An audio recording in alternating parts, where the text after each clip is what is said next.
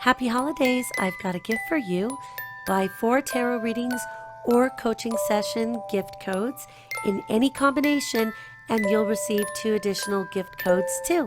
So use all 6 codes for yourself or share them with friends and family as holiday gifts, stocking stuffers, or maybe even birthday presents. These don't expire, so you can feel free to use them and share them throughout the year. Merry Christmas, and thank you so much for being my friends.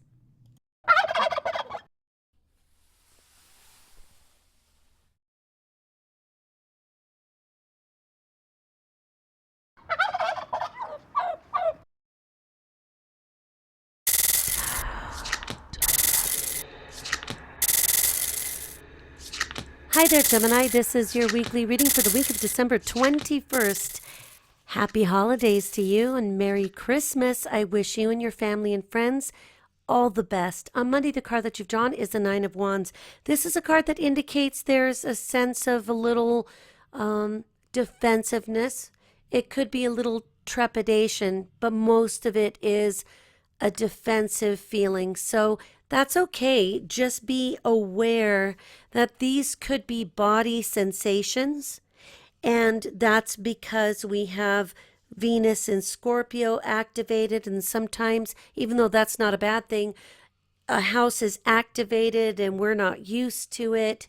And in solar astrology, this would be your 6th house. So on a daily basis, you'd feel things. So it could be that, like the Tin Man, you just need a little oil in that department. Anything that has to do with work, taking care of your body, your daily chores and activities, the tasks that become somewhat repetitious, that they happen like scheduled routines and such.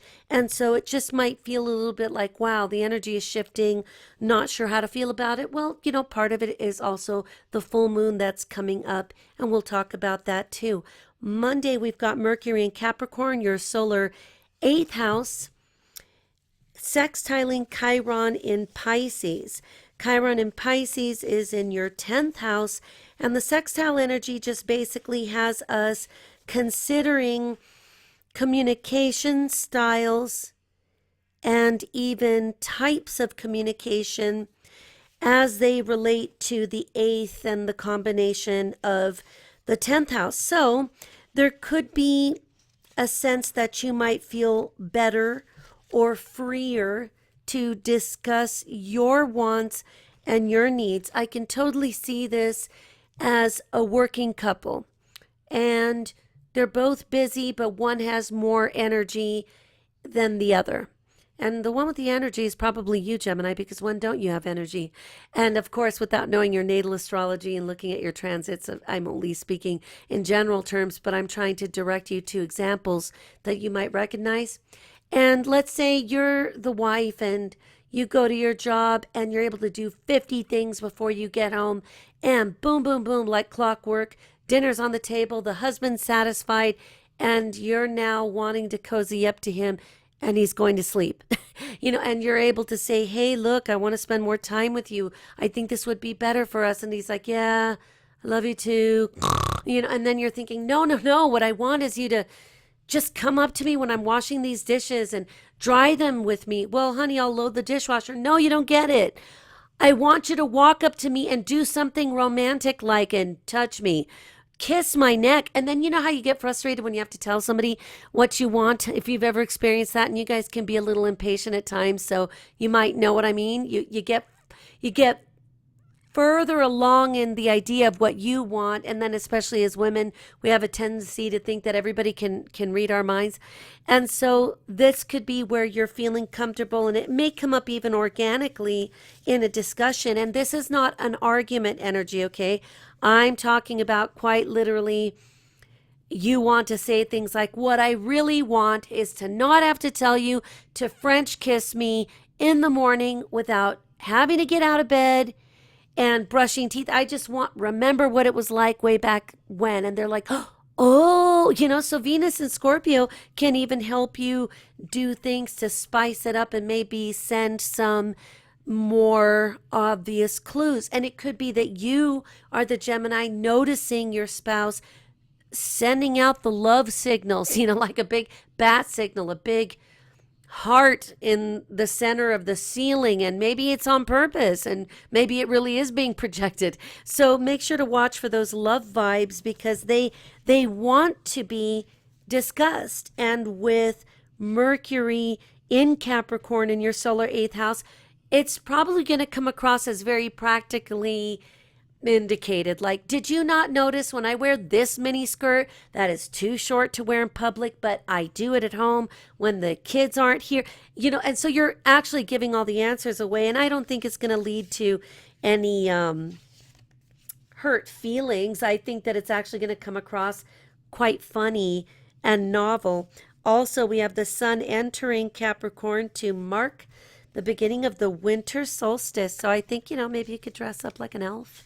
It doesn't have to be weird. You could just make it cute. And with Mars and Libra, your solar 5th house of romance and creativity, children's issues, siblings, we have that Mars semi-sextiling Jupiter in Virgo. And so this is harmonious, but there might be something in your head that you think, well, this should be very easy to define, right? I'm sending the signal. I've got the sparkly Christmas lip gloss on that smells like gingerbread, and look at my skirt's too short. And that other person's like, what? Oh, and you're like, drop the remote.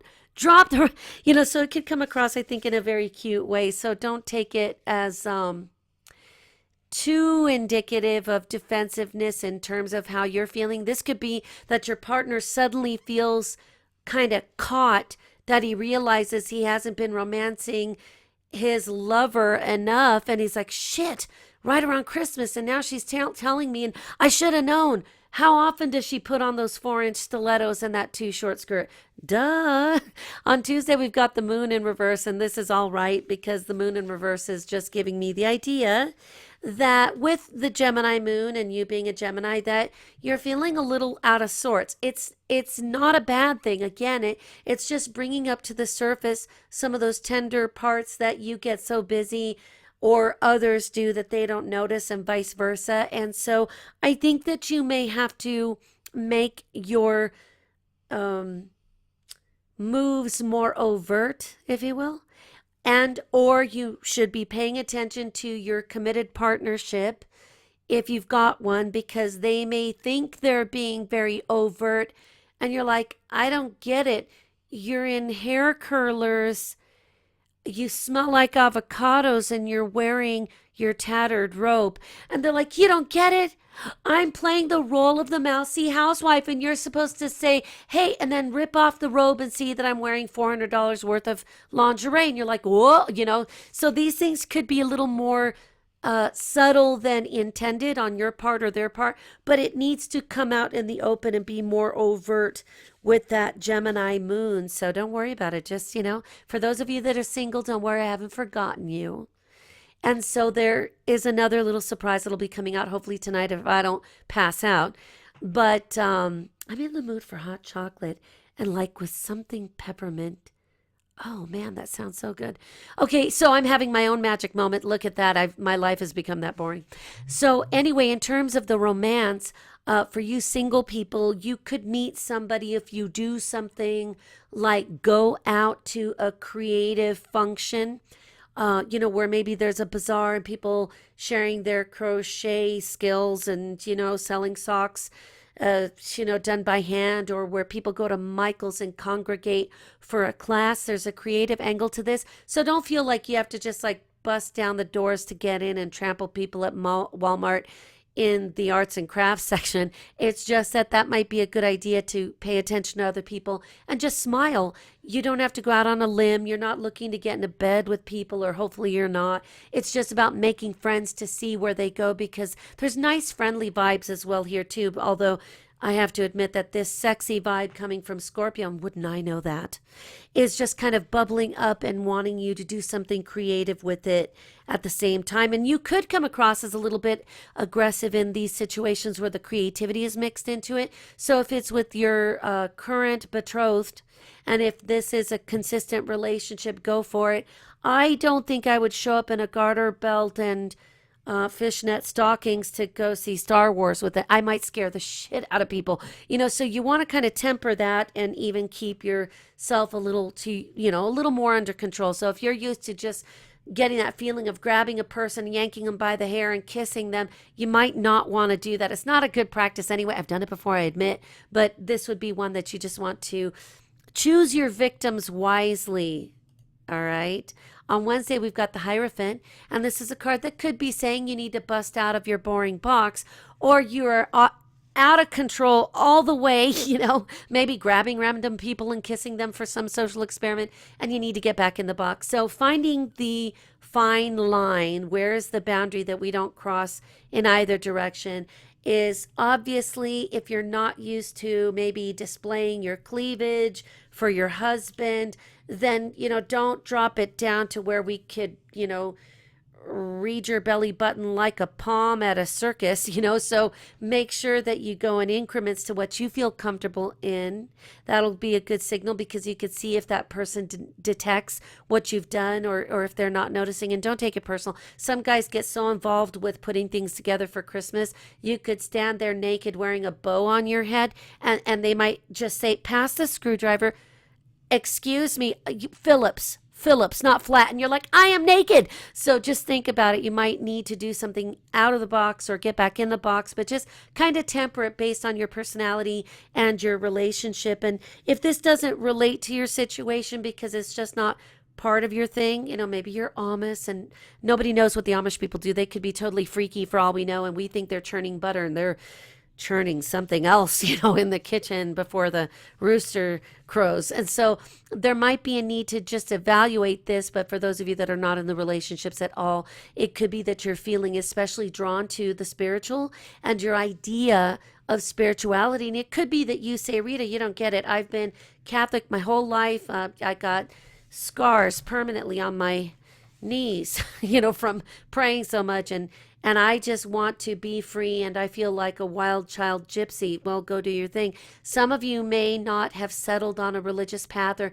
you've been to the church where somebody's flopping around like a fish, and then you go to the Catholic church, and maybe you were raised in the fish flopping church, and then you go to a Catholic church and you're like, this is beautiful and gorgeous and so divine. So whatever it is that your inclination is, at this point, it would probably be something where you might be at the least having spiritual considerations. And I don't know, maybe your husband takes off his clothes and you're like, I see Jesus here.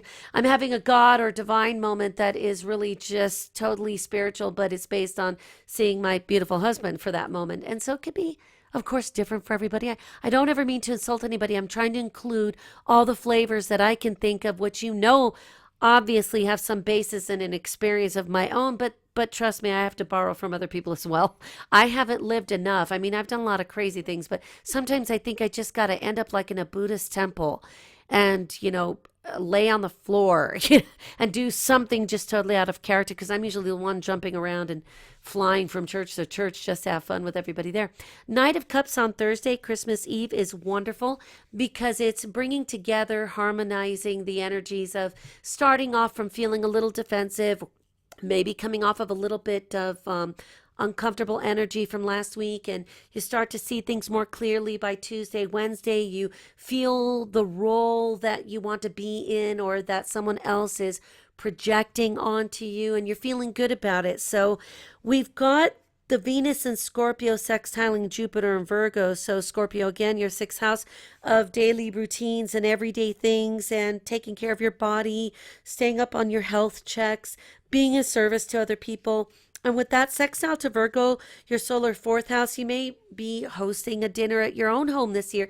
Maybe you've done a whole lot, to be there for your in-laws, and you're saying, hey, we got to switch this because I really want to do it one year at my house. Can we do it at our house? And then we will just have to switch the days so that we could be at your mother's house for what she likes to do. We want to honor our elders, and we don't want to piss off mother-in-laws. You can imagine how that goes.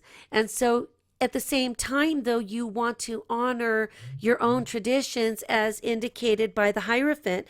Could be saying, hey, do what you want to do, but if you have a new idea that makes you happy, like you want to do a midnight mass at mass, not a mask, midnight mass at a church, or you want to do something special, I hope you've planned around it. You guys can tend to be somewhat impulsive, which is part of your charm. And at the same time, remember that there could be like some really boring fish just floating sideways in lakes, and they don't like anything changed. So try at least this year if you're like, no, you don't get it, Rita. I do not want to be at my mother-in-law's house every year this way. Well, then slowly introduce the idea of making a tradition in your own home. Just trade the days so that we keep everybody else happy. It's easy to do. We've got the right energy this week for it. Now, if you have to do any last minute shopping, I really don't encourage Christmas Eve unless it's the mother-in-law or there's absolutely no choice. The moon goes void, of course. I think it's in Cancer at about 9:26 p.m. Pacific time. So just do the math and think about it. If you can't avoid it, then go ahead and do it, but make sure you're keeping track of your cell phones, receipts, billfolds, wallets, your cash, your credit cards, the merchandise. Have somebody with you being a spotter, or just before you leave the counter, and I don't care how much of a hurry somebody looks like they're in, stop and check, do I have my car keys? Do I have my wallet? Do I have my purse? Do I have my cell phone? Do I have the merchandise? Do I have the receipt? And look at it physically. This is the easiest way to stay on track.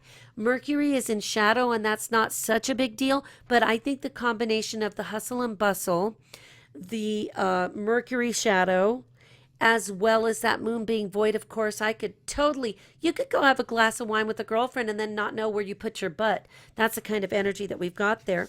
Also, Uranus will stand still in Aries, and that for you is your solar 11th house with your friends. So you could have an exciting kind of anticipation about being with a group of friends, or inviting them over to your house, or going to something that's been set up, and it might be part of what becomes the foundation for your own traditions later, if you feel like you need to secure that spiritual connection with your family, your own family.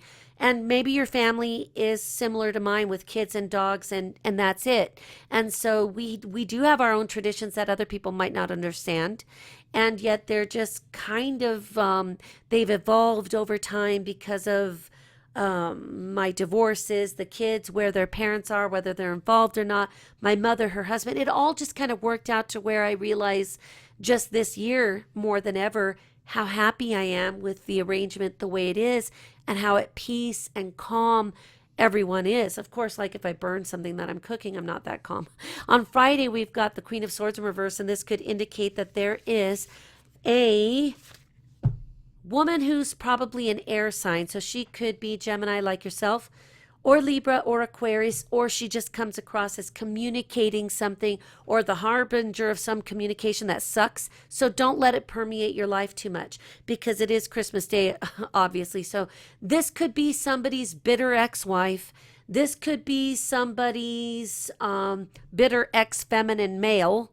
Remember, we got to include as many people, and it just gets more complicated, but at least I can keep most of it straight. As long as we don't talk about Caitlyn Jenner, I think I'm good most of the way, even though I do know what his problem is, and trust me, it's not what people think. So on Friday, the Queen of Swords could represent female energy that is bitter. And the reason why I think it could be someone's ex is because the Queen of Swords usually represents somebody's ex-wife. So it could be any other family member from a former family relationship. And you know how people get stupid right around the holidays and how they're going to share, and they forget to keep the kids happy. So then they start acting stupid, or they're demanding this, or like I've told you my experience with my ex-mother-in-law. Finally, it was my ex-husband's aunt-in-law who admitted everything, and everything I thought was going on is she was like, okay, Rita, look, she does not like you. You know, everything that was confirmed for me gave me peace. And it wasn't because the aunt-in-law didn't like her sister-in-law. Of course she didn't. She did not like my ex-husband's mother. She didn't like her, but it was because my ex-husband's mother was so mean to her all the time. So his mother, who was a Libra, I believe, was showing every negative trait, but she would hide it behind her Capricorn husband. And so with this person, she could represent that similar ex energy. So this could be an ex-sister-in-law, an ex-mother-in-law, your boyfriend's ex-girlfriend, your fiance's ex-wife. And if you are in a relationship where you're both male, trust me that this could represent any number of people who are exes, including women and even feminine males. And you know what I'm talking about. I don't think I have to elaborate. And in this case, even if it is your sister who's divorced, or she's not divorced, she's just a bitch, what you want to do is just try to pacify things. Try not to get into arguments. Don't go too deep. That full moon in Cancer for you is your solar second house. This is the house of income and possessions, the money that you buy things with, the money given to you to buy things for your kids from family members and such. And so there could be a connection between this woman and your second house. So maybe she's the type that never feels good enough about what anybody gives her. Or maybe you feel like she's so demanding, you just are not sure what to do. God, if I buy her a bottle of wine, she'll say she doesn't drink. If I buy her a gift card, she knows what I think she's worth, or she assumes this. I get her a gift certificate to get her nails done, and she says she doesn't do the acrylic nails. I say, do whatever you want with it at the salon. Get a facial. You know, I don't, this could be a person who's just argumentative and you just won't please her. And so most likely, I believe for you adults that this is going to be the energy of somebody's ex. And, of course, we could see other females come across this way, but this is going to tend to be somebody older, more established in the world, not necessarily somebody's teenage daughter, although I have seen teenagers show up like queens. Uranus also will be direct here now. And so in Aries, it could make you a little impulsive. We've got Mercury in Capricorn, again, that solar 8th house, semi-squaring Neptune in Pisces, which is a very public, kind of very obvious place. So again, even if somebody walks up to you and whispers, you suck, I know it, and you know, I want you to pretend that they just whispered poetry into your ear and say, oh my gosh, I love you too. And then just walk away. Don't let it become a thing. I don't guarantee it's going to go that way, because I also wouldn't tell you not to defend yourself, but just kind of consider the context where this is happening. It's Christmas Day. It's a woman. It could be an ex. Women tend to be hormonal. Somebody could be on their period. It could just be the moon. That tends to affect Cancer and Cancer rising the most, and you'd have to look up to see if you happen to know that about people. But really, in general, we already know that people could be emotional. The moon itself is not the problem.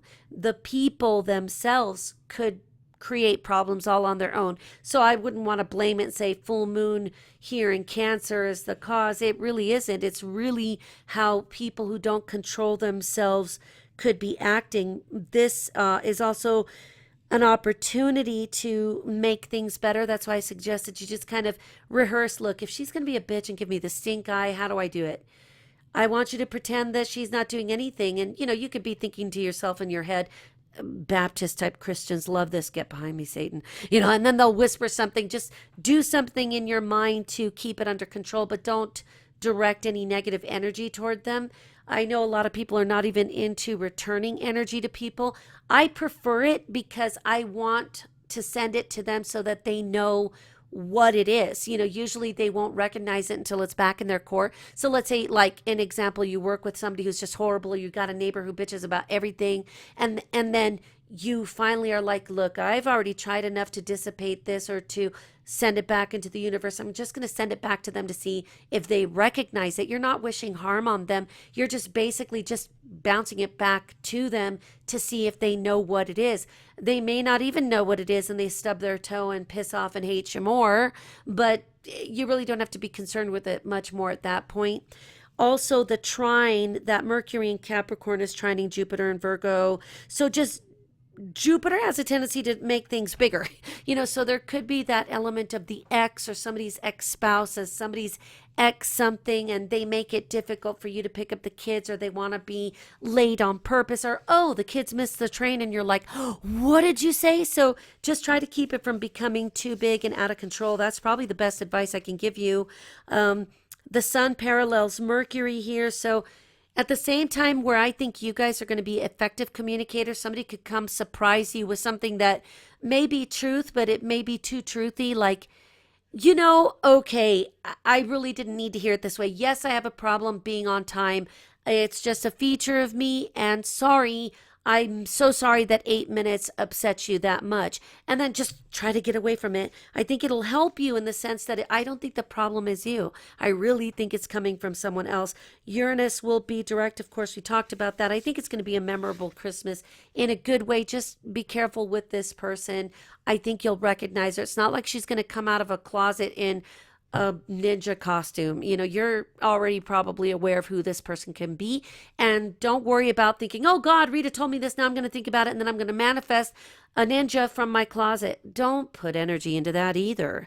I'm just giving you a warning. No, it's not going to instantly manifest somebody's unknown ex that they didn't even know about, and that she's going to be hideous and throw a cup of Starbucks at you. It's really not like that. So just don't be too hard on yourself. Even if I'm just giving you these warnings, keep them in the back of your head. They won't pop up until you need them, and you'll go, oh, I remember, Rita told me. And then if you're one of those people that writes me and says, Rita, I forgot what you said, and at that moment, then it was meant to be that way. Maybe there was something that needed to take place. On Saturday, we've got this Venus and Scorpio sextiling the North Node in Virgo. Again, that solar sixth house and your fourth house of home and family and stability. And I really want to get you to focus on your home and on your personal life and the structure of your family. And like I said, even if you can just manage to say this year to your spouse or your significant other or whatever, like even it might even be a sibling of yours that you say, look, this is too crazy when we go to mom's house. And then you guys might decide to start a tradition on your own with the siblings and stuff without disrupting the elder. So I really wouldn't want to be posting the pictures on Facebook saying we're starting a new chapter and we are excommunicating my mother and she's going to be relegated to 1 half-hour period over the course of 3 days. I wouldn't do that. I would keep it down into the quiet because we don't need to hurt anybody's feelings. Also, Mars and Libra will semi-square Saturn in Sagittarius. So your solar fifth house of romance, creativity, the siblings, the children, the people interacting in the home. And Sagittarius, your seventh house of partnerships. It's not necessary to get into a tangle about this. If there is a discrepancy in let's say your husband takes it sensitively that you said no, because I'm sure that your mother is going to be out of control. And dude, she hates me. And he's like, she doesn't hate you. She doesn't. Well, of course, he's not going to probably want to acknowledge that. Maybe he truly doesn't notice it. Maybe his mother tells him that he just loves you. But then, she's got daggers. So don't let that become a thing either. Remember that person won't even be on the planet at some point. We don't want to hasten it either. But your relationship is not about his family or her family or about these people. It's not about anybody. At the end of the day, you guys are the ones that take a shower, brush your teeth, use the bathroom, and go to bed. So don't let that become an issue either. Venus and Scorpio will semi-sextile that Mars and Libra. So your solar sixth house and your solar fifth house. And I don't really see that as a problem. Just like I said, keep the extraneous out of your relationship. Don't have a relationship, but you have children. Try to keep things as calm as possible around them. I wouldn't put them on restriction immediately for the first F word of the season they utter. I would be merciful because they may be experiencing stress that you don't even know that they are sensing. There could be a little bit of a stress because you guys are trying to make magic happen, or you're making magic happen all on your own. You're a single mom or dad and you've got kids. And I know what it's like to have no money on Christmas at all. And I want to say thank you, Teresa, and thank you, Cheryl, for the miracles you made happen for me long ago. I love you guys. Love you, David. I love your family. I love your card.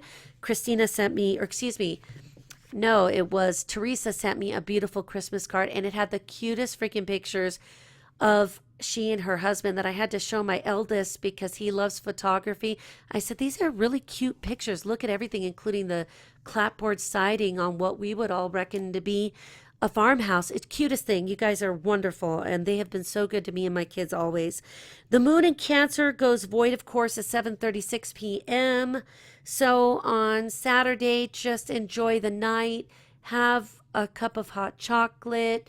Have yourself an iced tea. If you're in Southern California, you'll see that it'll be a nice day. Sunday, we've got the Six of Swords, and I think this is great because for you, I really see you tying this in together, that you're kind of done with one situation or another. Nothing major. It's probably related to these traditions that you need to firm up in your own life. It could be that you are kind of saying you're done with a particular dysfunction. Sometimes that happens. I have a whole section of family that I really have nothing to do with because of a non-family member in that house. And it's so dysfunctional, it's ridiculous. But, you know, I had to come to that decision a year ago. And I knew it was really just going to hurt my mother. And we've had to work around it because, you know, this person has occupied the better of 30 something years, you know, just being abusive. And my brother made a point. I think it was last year where he said, and when I was saying that's just terrible, this and that. And I said, I don't want to be a bad mother and have these kids around this. And he's like, and you will be a bad mother if you take them around that abuse. And I was like, oh my God, if my Aquarius with Cancer rising brother can say this, with that Taurus moon, he's probably right. And it was one of those things I had to do. So don't feel bad about it if you're able to come to the decision. Like, I think I've given you guys examples of what me and my ex-husband used to go through to get all these kids everywhere. My family really suffered. I didn't really want to be, the truth is, very long at my mom's house because of my stepdad, which has always been the case. He knew that. I knew that. We enjoyed being with my dad most. And then we'd have to kind of hurry through that. With my dad, I would have loved to have lingered more. We did linger more at his house than my mother's. Then we'd get our kids over to his ex-wife in a town up the road.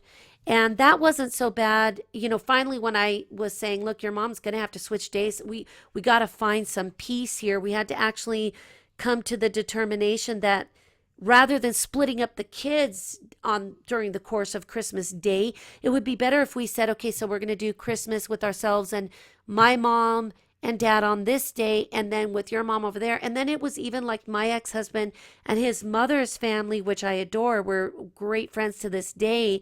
She was making concessions because she was happy enough just to see me, the kids, her grandson. All of my kids were her grandkids in her mind. She would cook for my ex-husband and send gifts for all of us, including my then new husband. She was just the most beautiful person. And to this day, she sends gifts and loves me, and we communicate, and it is good. And I really wish I would have spent more time with her. In fact, I want to go visit her soon. And so with where my ex-husband was and where his mother was, the person that almost got sacrificed every time was my youngest, although I really didn't want him around there too much because his mother was being crappy with him. And then we finally had the luck that my ex-husband, my first husband, would come and bring the kid to my new mother-in-law's house, and then we'd have a few words and go about our business. So, you know, if you feel like you really, and I feel like I need to put some emphasis here because some of you may actually experience guilt, and I don't want to see you do that to yourselves. I've done it, and it's not worth it. Do the best you can to respect the elders and get the kids everywhere, because it's very common for people to have his, mine, and ours, or hers, mine, and ours. And now we've got multiple sets of in-laws and family. And then if you come from a divorced family like mine, I already came to the table with two separate sets of family. And, you know, can you imagine how crazy it would have been if his parents would have been, it would have been ridiculous. But, you know, there was also the good thing that his first wife lived with her mother. And so we could, and I've remained friends with my ex-husband's first wife's mother, my mother, and her mother. The three of us, we love each other. And it's just been one of those things that stuck. And so I would love to go to Utah and see that person too. So what I'm trying to give you the inspiration of is this, that there are ways to communicate what needs to happen. And I'm going to tell you where I think I would do it, because I already did the math long before I recorded this, because in a way, I was worried that this was going to become a thing. I knew that if I started scaring you, it would be worse if I did it a week ago, because it looked like you guys were going to get really busy. So my thought is this: I wouldn't have any conversation about it, any serious conversation, until about the 27th or anywhere after that date. The reason why I like the 27th is that the sun in Capricorn, again, your solar 8th house, will quintile Chiron in Pisces. So with the Mercury in Capricorn trining the North Node in Virgo, with the Sun in quintile to Chiron, with Mercury in Capricorn semi-squaring Saturn in Sagittarius, I think you can actually get somewhere. So as long as there's no alcohol or anything else that could flare people up, I'm sure you know what I'm talking about. Have you met people where they get a few beers in them and they're just outrageous?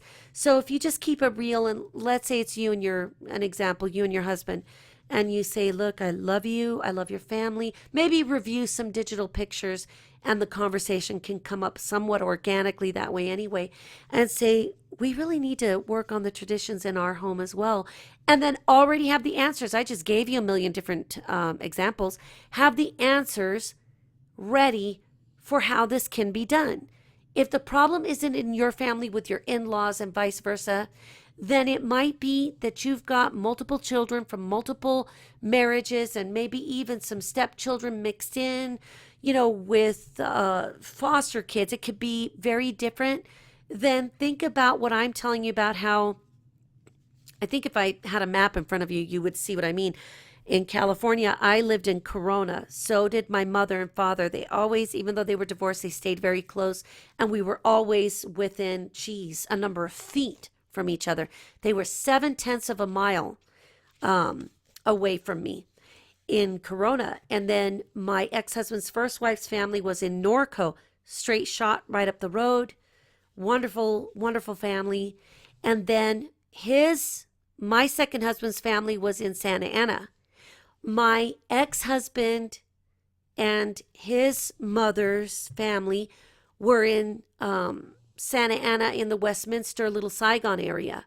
So that made it a whole lot easier, because then at least the only one that was difficult to figure out how to do this was with my son, until we got a little bit better handle on it, but it required a little extra cooperation, which, God bless him, my first husband actually, they always helped so much. So long and the short of it is, I think that you'll be able to get some of these ideas, whether they're yours. It could also be someone very close to you experiencing this, and you're like, oh my God, I remember what Rita was talking about. Maybe direct them to this video so that they could listen to, I know my excuses and situations and experiences could be different than other people's, but I try to, and I shouldn't say excuses. I mean, they really were happening with enough people watching it, but you know, there might be a way for this to be worked in. We also had the added bonus that my ex-father-in-law was in this argument, and it was between him, his sister, and his brother. And it was right around the time it got worse, when the mother died. So my ex-husband's his grandmother, which would have been our kid's great-grandmother, right? So those two, I mean, just those two couples just couldn't have been more night and day. And so it was obvious because I was so close with Linda that it was going to be difficult because then my ex-husband's mother was hating on that. But Linda was the only person who was really close to me and was finally saying, look, it is this, it is that. And they were so fantastic. And even through my divorce and after, being very sweet and helpful and, giving me motivation. So you see, there were so many elements that I think my examples are horrible, but I'm hoping that you have less complicated situations. And that at the same time, you see that, where there's a will, there's a way. My ex-husband and I really loved each other at the time. And that went a long way for trying to stay sane.